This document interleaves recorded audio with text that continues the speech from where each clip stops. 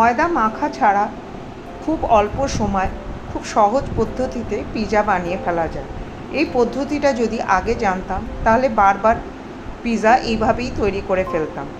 একদম ঝঞ্ঝাটবিহীন এই পিৎজা কিভাবে বানাতে হয় তার রেসিপি আজকে আপনাদের সঙ্গে শেয়ার করব।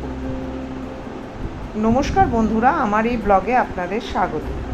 এর জন্য একটা মিক্সিং বাউলের মধ্যে আমি লিকুয়াম জল নিয়ে নিলাম। তার মধ্যে দিয়ে দিলাম 1 টিস্পুন ইনস্ট্যান্ট ড্রাই ইস্ট, আর দিয়ে দিলাম সমপরিমাণ চিনি এবং হাফ টিস্পুন লবণ। সবগুলো ভালো করে গুলে নিলাম। তারপর ওর মধ্যে দিয়ে দিলাম 2 টিস্পুন তেল। ভালো করে সবগুলো মিক্সড করে তার মধ্যে 1.5 কাপ মতো দিয়ে দিলাম ময়দা।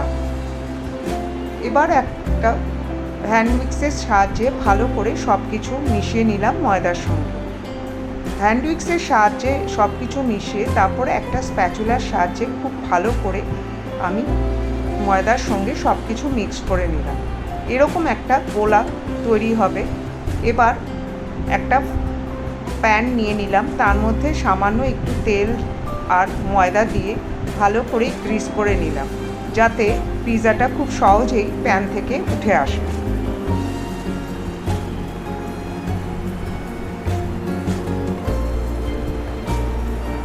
তারপরে ওই মিক্সচারটা ওই প্যানের মধ্যে দিয়ে দিলাম, ভালো করে ছড়িয়ে দিলাম যাতে ময়দার গোলাটা সব দিকে সমানভাবে ছড়িয়ে যায়।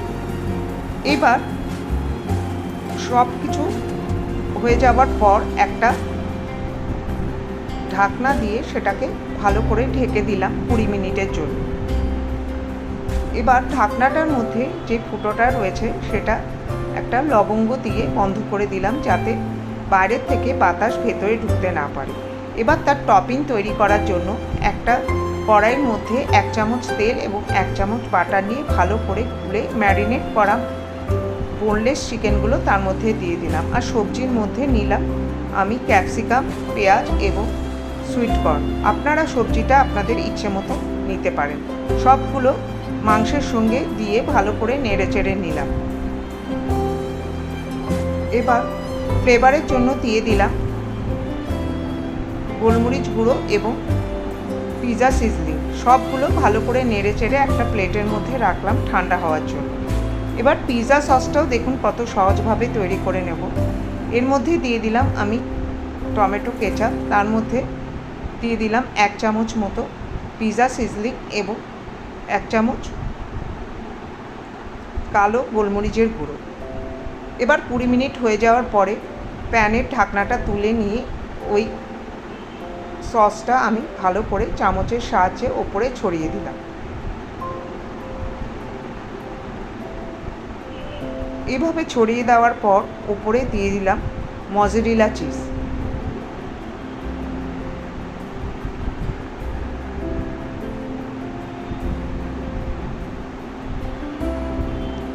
মজেরেলা চিজটা ছড়িয়ে দেওয়ার পর যে টপিং আমি বানিয়েছিলাম সবগুলো তার উপর ছড়িয়ে দিলাম। আশা করি এইভাবে পিৎজা তৈরি করলে আপনাদের খুবই ভালো লাগবে। একবার বাড়িতে বানিয়ে দেখবেন, কোনো ডিফারেন্স পাবে না এমনি মেখে রাখা পিৎজা আর এইভাবে তৈরি করা পিৎজার মধ্যে।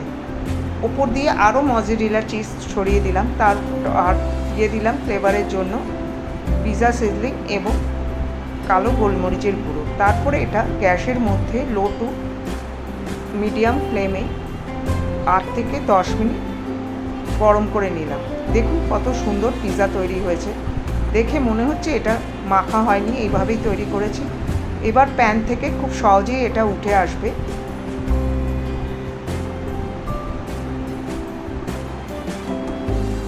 যদি রেসিপিটা ভালো লাগে লাইক, শেয়ার, কমেন্ট করতে ভুলবেন না। আর চ্যানেলটার সঙ্গে থাকার অনুরোধ রইল।